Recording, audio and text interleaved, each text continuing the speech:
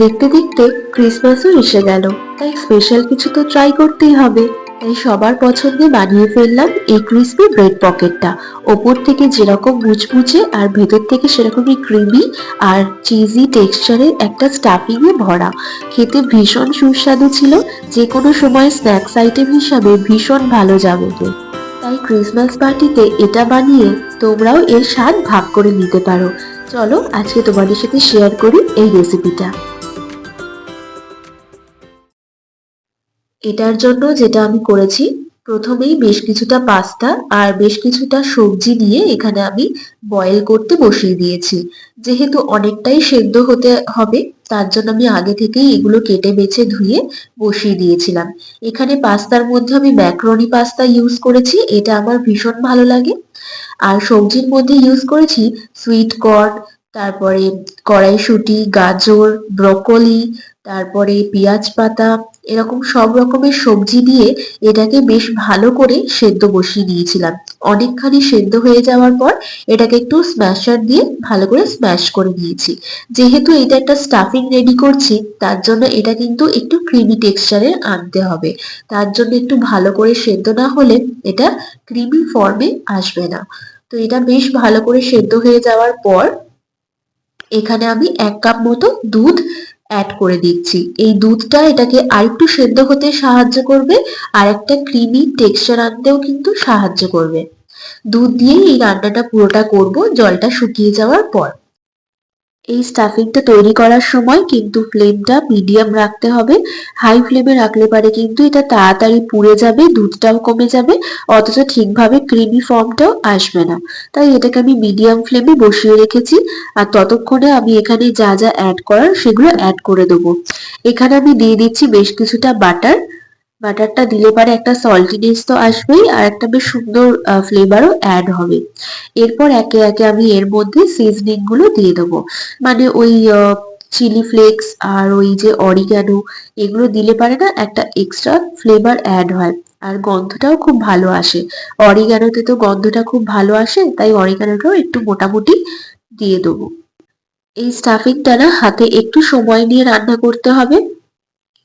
যত সময় দিয়ে রান্না করবে তত স্টাফিংটা কিন্তু বেশ ভালো টেস্টি হবে খেতে, আর এটার টেস্টটাও এনহ্যান্স করবে। এতে এরপর অ্যাড করে দিলাম নুন। নুনটা তো দিতেই হবে, কারণ নুন ছাড়া যে কোনো খাবার অসমাপ্ত। এরপর আমি অ্যাড করে দিচ্ছি একটা চিজ কিউব।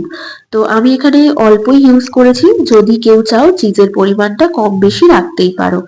তো এখানে চিজটা ভালো করে এটা মেল্ট করে নেবো, রান্নার মধ্যে দিয়ে দিলে পারে কিন্তু এটা মেল্ট হয়ে যায়। গ্রেট করে দেওয়ার কোনো দরকার নেই, কারণ গরমে ওটা এমনি মেল্ট হয়ে যাবে। এরপরে এটাকে বাইন্ড করার জন্য দিয়ে দিলাম বেশ কিছুটা ময়দা।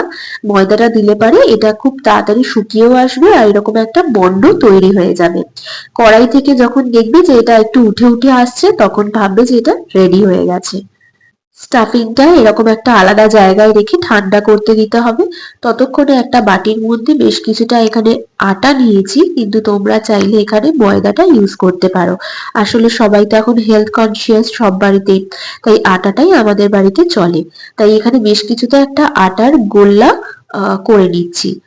কম বেশি করে একটু জল দিয়ে দিয়ে একটা ঘন ব্যাটার তৈরি করে নেব, যেটা আমাদের দু রকমের কাজে লাগবে, সেটা আমি পরে বলছি।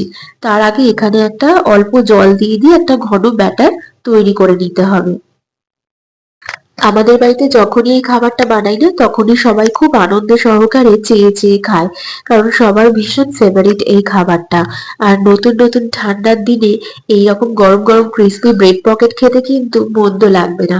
তাই একবার হলেও বানিয়ে দেখো, এরকম একটা মজাদার স্টাফিং দিয়ে কিন্তু খেতে বেশ লাগবে। এদিকে ব্যাটারটাও রেডি হয়ে গেছে গোলা। আর এখানে বেশ কয়েকটা পাউরুটি আমি নিয়ে নিয়েছি। বাড়িতে যদি বেঁচে যাওয়া পাউরুটি থাকে না, সেগুলো দিয়েও কিন্তু বেশ ভালো এটা বানানো যায়।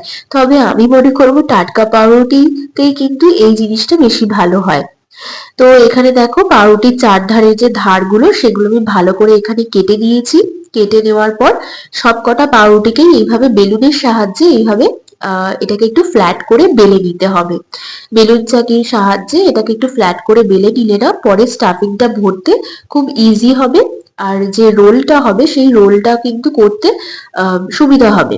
তো এখানে স্টাফিংটা এতক্ষণে ঠান্ডা হয়ে গেছে, অল্প অল্প করে চামচের সাহায্যে এটাকে কেটে কেটে এরকম ভাবে পাউরুটির মধ্যে এটাকে দিয়ে দিতে হবে। কেউ যদি চিজ অ্যাড করতে চাও এক্সট্রা তো করতেই পারো, আমার যেহেতু স্টাফিং এর মধ্যে চিজ আগে থেকেই অ্যাড করা ছিল তাই আর চিজ দিইনি, হালকা একটু মিয়োনিজ দিয়ে একটু স্প্রেড করে এটাকে একটু প্রপারলি র্যাপ করে নিচ্ছি। আর এই র্যাপিং এর সময়তেই কিন্তু এই যে ব্যাটারটা গুলেছিলাম সেটা কাজে লাগবে। তো এটা এখানে এই মুখটা বন্ধ করে দিলাম ভালোভাবে চেপে। ভাজার সময় না অনেক সময় মুখটা খুলে আসে যদি কিছু ব্যবহার না করি ব্যাটার, তো সেই কারণেই এই ব্যাটারটা দিয়ে দেওয়া। ভালোভাবে চেপে চেপে চারদিকে যে ধারগুলো রয়েছে পাউরুটির সেগুলো প্রত্যেকটা বন্ধ করে নিয়ে এরকম প্রত্যেকটা পাউরুটিতেই এই সেম প্রসেসে পকেটগুলো বানিয়ে নেবো। এইভাবে প্রত্যেকটা পকেটস গুলো আমি রেডি করে নেবো পাউরুটি দিয়ে। তো এখানে যে আমার ওই যে ব্যাটারটা ছিল থিক ব্যাটার, সেটা আমি বলেছিলাম দু রকমের কাজে লাগবে, এখন ওই থিক ব্যাটারটাকে একটু পাতলা করে নেবো। এইটা আমার কাজে লাগবে এই পাউরুটি গুলোকে কোটিং করার জন্য। এরপরে নিয়ে নিচ্ছি একটা কর্নফ্লেক্স এর প্যাকেট, সেটাকে ভালো করে হাত দিয়ে চেপে চেপে এইভাবে গুঁড়ো করে নিতে হবে। দিয়ে একটা আলাদা পাত্রে এটাকে ছড়িয়ে দেবে। এবার এক একটা করে পাউরুটির যে পকেটস গুলো বানিয়েছি সেগুলো নিয়ে ওই পাতলা ব্যাটারের মধ্যে পাউরুটি গুলোকে চুবিয়ে চুবিয়ে গায়ে একটু কোটিং লাগিয়ে নিতে হবে, যাতে ওই কোটিং এর মধ্যে এই কর্নফ্লেক্স গুলো লেগে যায়। তবে কেউ চাইলে এটাকে এগ ওয়াশও করতে পারো। আমি যেহেতু একটু নিরামিষ ভাবে এটা বানিয়েছি তাই এতে কোনো পেঁয়াজ রসুন কিছুই নেই, আর ডিমও ব্যবহার হচ্ছে না। তাই এটাকে আমি আটা বা ময়দার একটা গোলা গুলে নিয়ে সেটা দিয়ে আমি এটাকে কোটিং করে নিচ্ছি। তো এইভাবে একে একে সব কটা পাউরুটি আমার পকেটস গুলোকে কোটিং করে নিতে হবে। এরপর এদিকে কড়াই গরম হলে কড়াইয়ের মধ্যে অল্প একটু তেল দিতে পারো, কেউ চাইলে ডিপ ফ্রাই করতে পারো, তবে আমি বলবো শ্যালো ফ্রাইতে এই খাবারটা কিন্তু অসাধারণ হয়। তো এখানে হালকা হালকা করে আমি যতগুলো ধরে কড়াইতে আমি এক এক করে পকেটস গুলো দিয়ে দিচ্ছি। একটু সময় নিয়ে হালকা করে ঢাকা দিয়ে মিডিয়াম ফ্লেমে এই রান্নাটা করলে কিন্তু এই পকেটস গুলো কিন্তু ভীষণ খেতে ক্রিস্পি হয়।